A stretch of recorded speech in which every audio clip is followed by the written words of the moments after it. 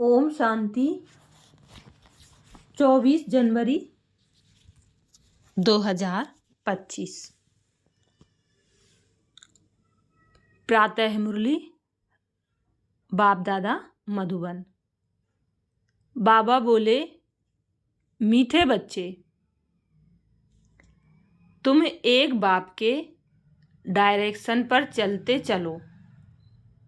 तुम एक बाप के डायरेक्शन पर चलते चलो तो बाप तुम्हारा रेस्पॉन्सिबल है। बाप का डायरेक्शन है चलते फिरते मुझे याद करो। प्रश्न है, जो अच्छे गुणवान बच्चे हैं उनकी मुख्य निशानियां क्या होंगी? उत्तर, वह कांटों को फूल बनाने की अच्छी सेवा करेंगे, किसी को भी कांटा नहीं लगाएंगे, कभी भी आपस में लड़ेंगे नहीं, किसी को भी दुख नहीं देंगे। दुख देना भी कांटा लगाना है। गीत बजा है, यह वक्त जा रहा है। ओम शांति। मीठे मीठे सिखिल दे रूहानी बच्चों ने नंबरवार पुरुषार्थ अनुसार इस गीत का अर्थ समझा। नंबरवार इसलिए कहते हैं क्योंकि कोई तो फर्स्ट ग्रेड में समझते हैं, कोई सेकंड ग्रेड में, कोई थर्ड ग्रेड में।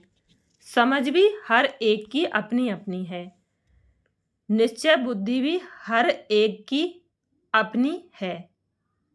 बाप तो समझाते रहते हैं, ऐसा ही हमेशा समझो कि शिव बाबा इन द्वारा डायरेक्शन देते हैं।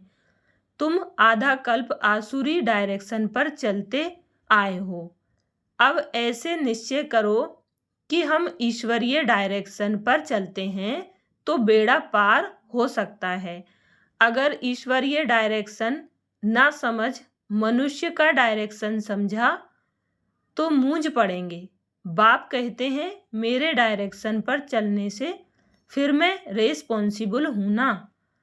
इन द्वारा जो कुछ होता है उनकी एक्टिविटी का मैं ही रेस्पॉन्सिबल हूं, उसको हम राइट करेंगे। तुम सिर्फ हमारे डायरेक्शन पर चलो, जो अच्छी रीति याद करेंगे वही डायरेक्शन पर चलेंगे। कदम कदम ईश्वरीय डायरेक्शन समझ चलेंगे तो कभी घाटा नहीं होगा, निश्चय में ही विजय है। बहुत बच्चे इन बातों को समझते नहीं हैं। थोड़ा ज्ञान आने से देह अभिमान आ जाता है। योग बहुत ही कम है। ज्ञान तो है हिस्ट्री ज्योग्राफी को जानना, यह तो सहज है। यहाँ भी मनुष्य कितनी साइंस आदि पढ़ते हैं, यह पढ़ाई तो इजी है, बाकी मेहनत है योग की। कोई कहे, बाबा हम योग में बहुत मस्त रहते हैं, बाबा मानेगा नहीं। बाबा हर एक की एक्ट को देखते हैं। बाप को याद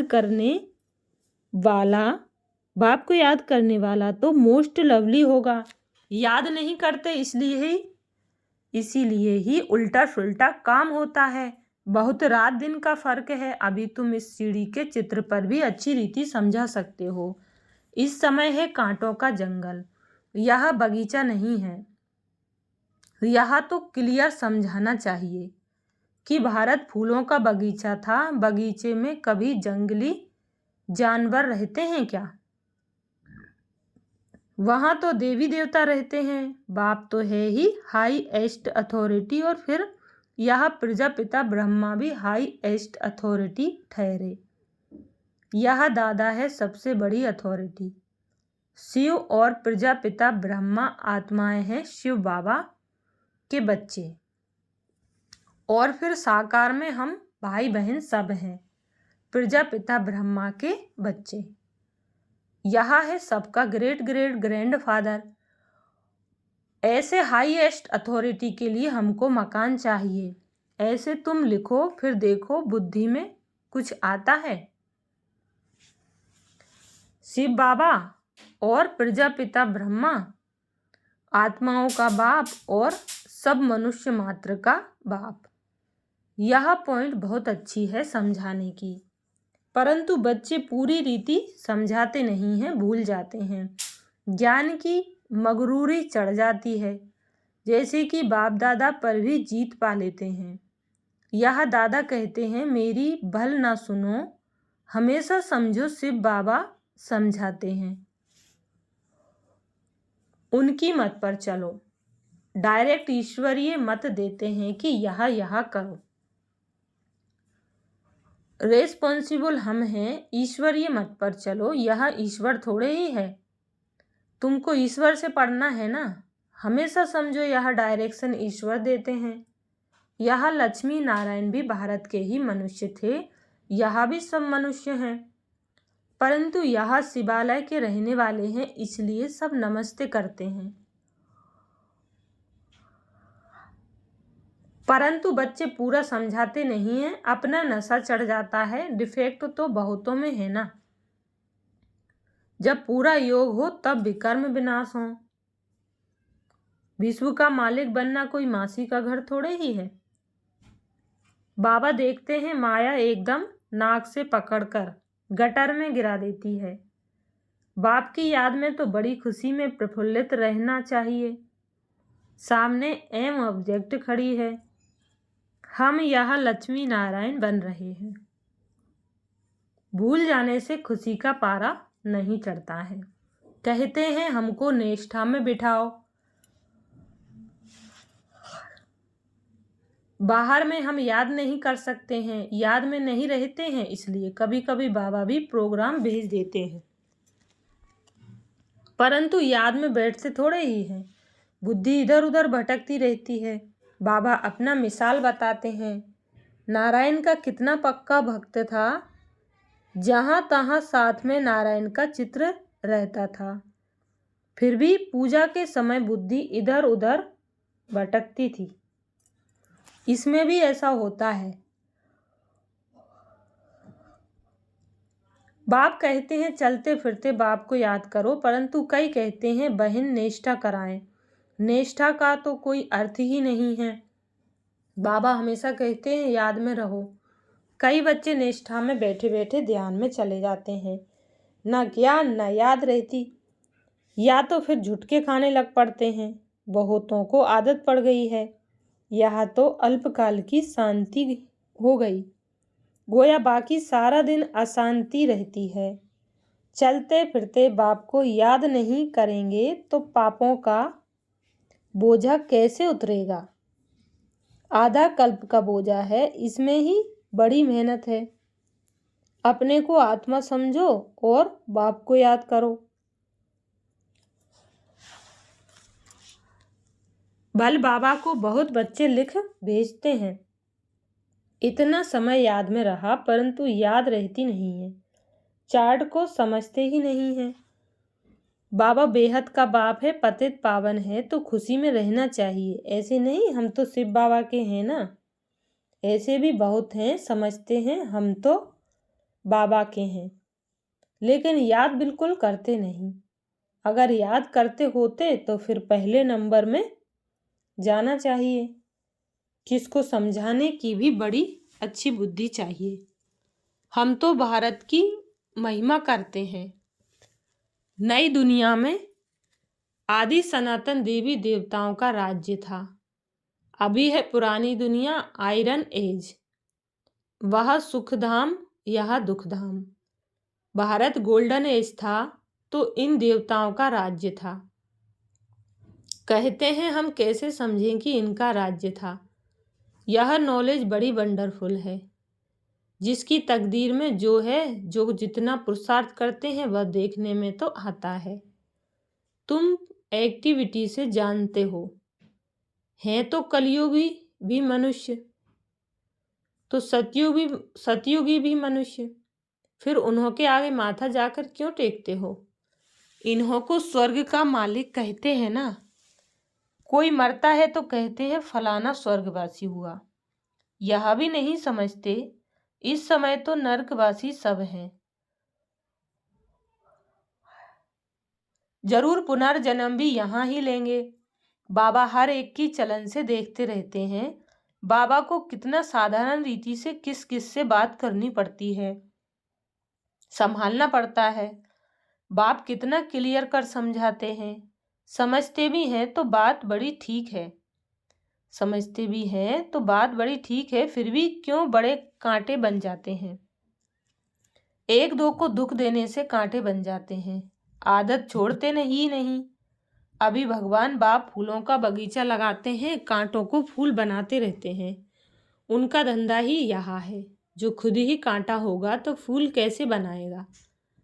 प्रदर्शनी में भी बड़ी खबरदारी से किसको भेजना होता है।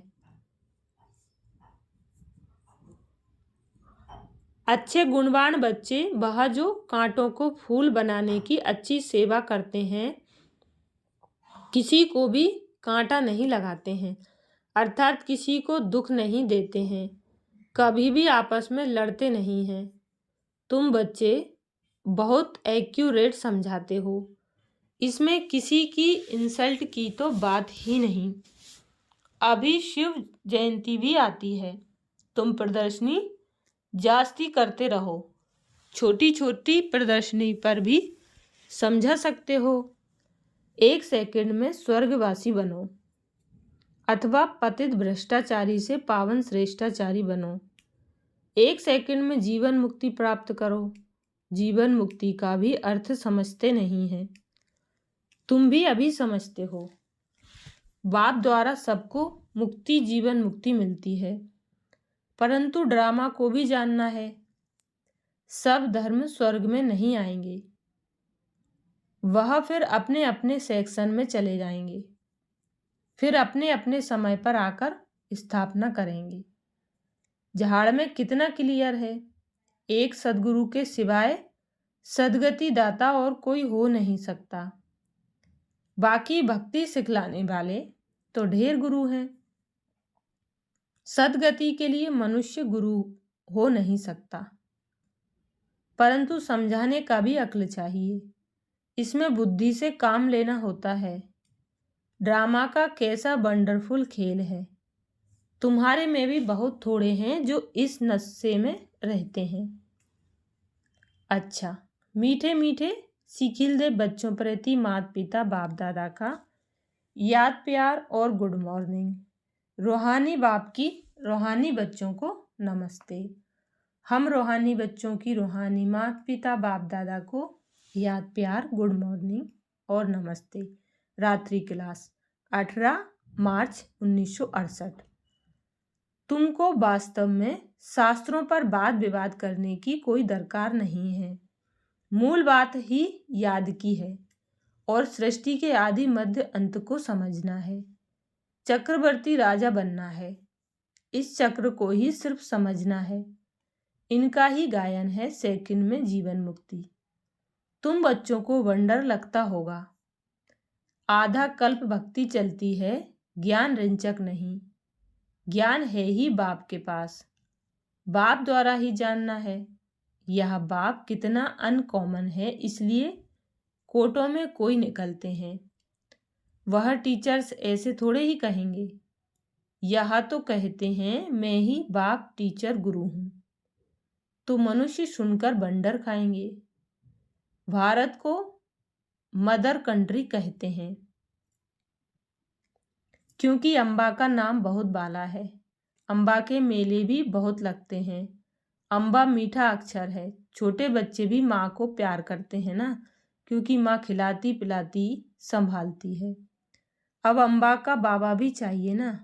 यह तो बच्ची है एडॉप्टेड, पति तो है नहीं। यह नई बात है ना। प्रजापिता ब्रह्मा तो जरूर एडॉप्ट करते होंगे। यह सभी बातें बाप ही आकर तुम बच्चों को समझाते हैं। अम्बा का कितना मेला लगता है, पूजा होती है, क्योंकि बच्ची ने बहुत सर्विस की है।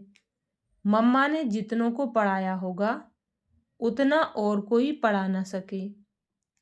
मम्मा का नामाचार बहुत है, मेला भी बहुत बड़ा लगता है। अभी तुम बच्चे जानते हो, बाप ने ही आकर रचना के आदि मध्य अंत का सारा राज तुम बच्चों को समझाया है।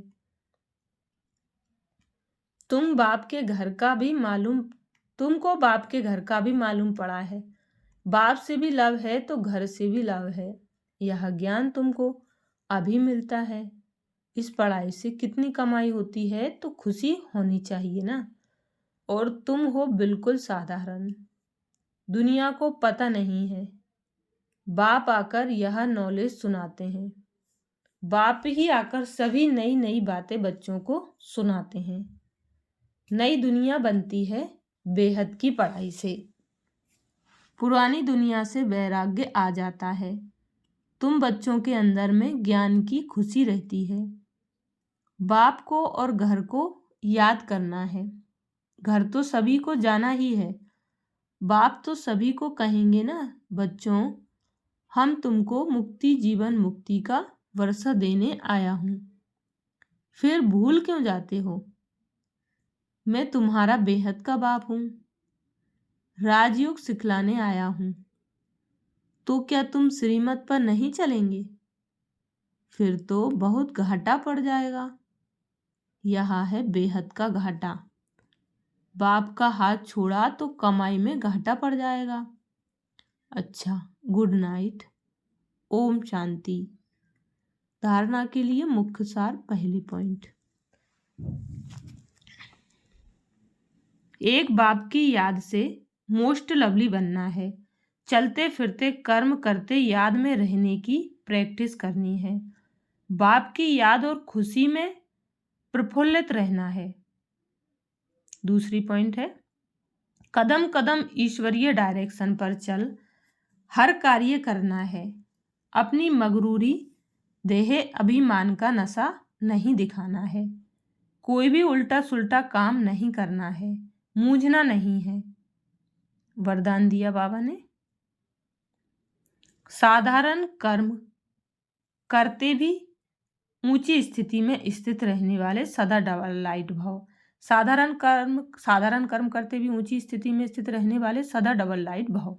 डिटेल है, जैसे बाप साधारण तन लेते हैं, जैसे आप बोलते हो वैसे ही बोलते हैं, वैसे ही चलते हैं, तो कर्म भल साधारण है लेकिन स्थिति ऊंची रहती है। ऐसे आप बच्चों की भी स्थिति सदा ऊंची हो।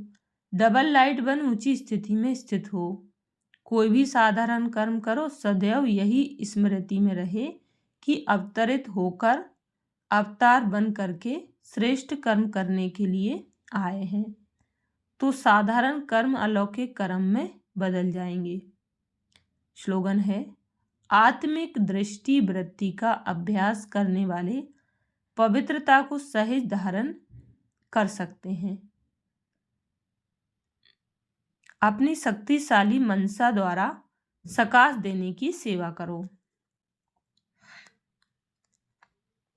जितना स्वयं को मनसा सेवा में बिजी रखेंगे उतना सहज मायाजीत बन जाएंगे।